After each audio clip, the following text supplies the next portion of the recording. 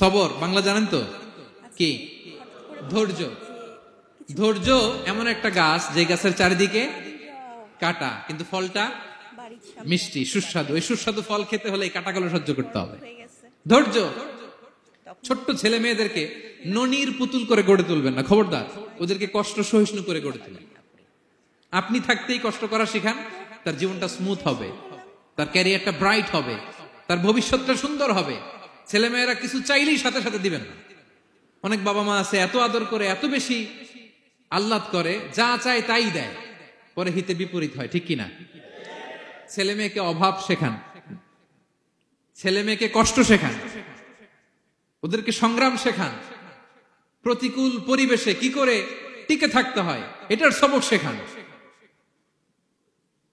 সেদিন লোকমান তাই করলেন, ছেলেরা সবর শিখাইলেন যে বাবা ধৈর্য ধারণ করো, আতঙ্কিত হবা না। জীবন এটা সহজ নয়, জীবন চলার পথ সহজ নয়, এটাকে সহজ করে নিতে হয়। কখনো সবর করে, কখনো ক্ষমা করে, কখনো অন্যকে ইগনোর করে, কখনো দোয়া করে, কখনো আল্লাহর উপর তাওয়াক্কুল করে, ঠিক কিনা? ছেলে মেয়েকে আদর করে বোঝাবেন, বাবা এখন তুমি বাবার হোটেলে খাও, মায়ের হোটেলে ঘুমাও। সারা জীবন এমন চলবে না, দুনিয়াটা বড্ড কঠিন, এখানে কেউ কাউরে জায়গা করে দেয় না, নিজের জায়গা নিজেরই করে নিতে হয়, ঠিক কিনা? ছোটবেলা থেকেই তাকে দৃঢ় মনোবলের করে তুলতে হবে যে বাবা দুনিয়াটা এত সহজ নয়, এটা সহজ করে নিতে হয়। This is the life hacks. এই লাইফ হ্যাক গুলো আপনি শিখাবেন, লাইফ লেসন গুলো শিখাবেন। ধৈর্য ধরো, সৎ কাজের আদেশ দাও, মন্দ কাজের নিষেধ করো। এগুলো করতে গেলে একটু বাধা বিপত্তি আসবে, কিন্তু শেষ হাসিটা তুমিই হাসবে, ঠিক কিনা? বিজয় তোমারই হবে। কি বলেন? সময়ই কথা বলে, সময়ই কথা বলে। বিপদে ধৈর্য ধরো। বিশ্বনবী আল্লাহ বললেন, ওসবির আলা মা ইয়াকুলুনা ওয়াহজুরহুম হাজরান জামিলা। নবী হে, বিপদে ধৈর্য হারা হবেন না। ভালো সময় সামনে আসছে, মক্কায় আপনারে কষ্ট দেয়, গণক বলে, জাদুকর বলে, পাগল বলে, মদিনাতে বিজয় আপনারই হবে, ঠিক কিনা? ছেলে মেয়ে যেন আশাবাদী হয়ে গড়ে ওঠে, হোপফুল, আতঙ্কিত যেন না হয়। কষ্ট শিখান, ধৈর্য শিখান। আচ্ছা গেল। এরপর তিনি বললেন, ওয়ালা তুসাইর খাদ্দাকা লিন্নাস। ও আমার কলিজার টুকরা সন্তান, ওয়ালা তুসাইর খাদ্দাকা লিন্নাস। অহংকার করে মানুষ থেকে মুখ ফিরিয়ে নিও না। ছেলেরে এবার সোশ্যাল বানানোর চেষ্টা করতেছেন, হ্যাঁ? ওয়ালা তুসাইর খাদ্দাকা লিন্নাস। দেখেন একটার পর একটা, প্রথমে স্রষ্টারে চিনাইলেন, তাই না?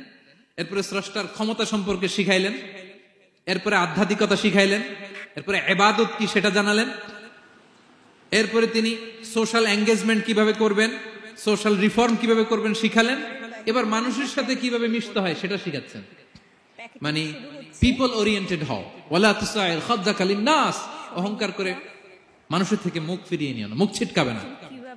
মানুষকে সম্মান করো, মানুষের সাথে মেশো, বি পিপল ওরিয়েন্টেড।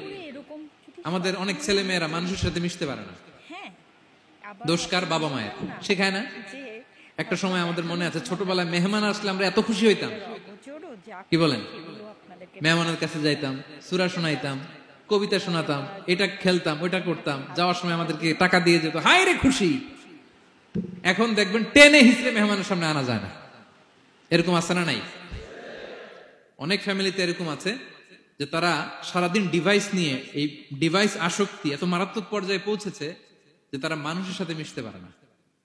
এই পাবলিক ওরিয়েন্টেশনটা অনেকের নাই, পিপল ওরিয়েন্টেশন নাই। অনেক ছোট বাচ্চা, মেহমান আসছে, তুমি একটু আসো, সালাম দাও, বসো, আসতে চায় না, বসতে চায় না। কারণ ওরা শিখানো হয় না। সারাদিন দিয়ে রাখছে কি হাতে? মোবাইল।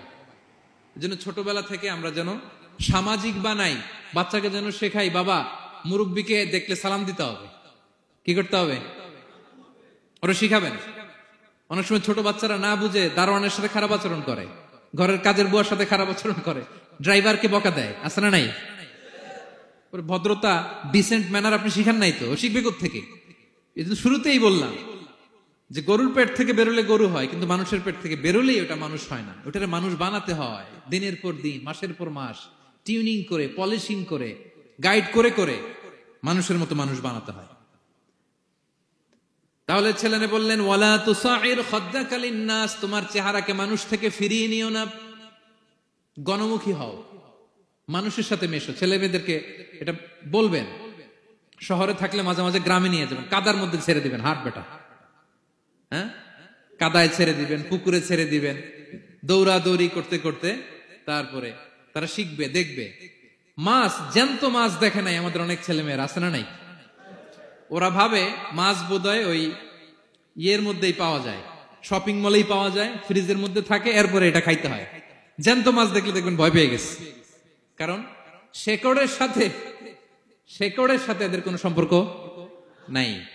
এরা যেন গণমুখী হয়, শেকড়ের সাথে যেন এদের সম্পর্ক থাকে। হ্যাঁ, এটাই দেখেন, এই উপদেশটা কয় হাজার বছর আগের।